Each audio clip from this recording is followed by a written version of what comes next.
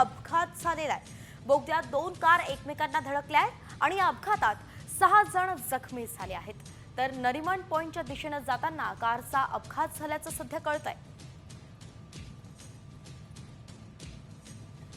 तर कोस्टल रोडच्या या बोगद्यामध्ये झालेल्या अपघाताचा घटनास्थळावरून आढावा घेतलाय आमच्या प्रतिनिधी वैदेही काणेकर यांनी। पाहूया। मुंबईच्या कोस्टल रोडवर सकाळीच एक अपघात झाला होता। या अपघातामध्ये 2 गाड्यांची जी आहे ती टक्कर लागली होती आणि यामध्ये काही प्रवासी देखील जखमी झाले असल्याची माहिती मिळत आहे।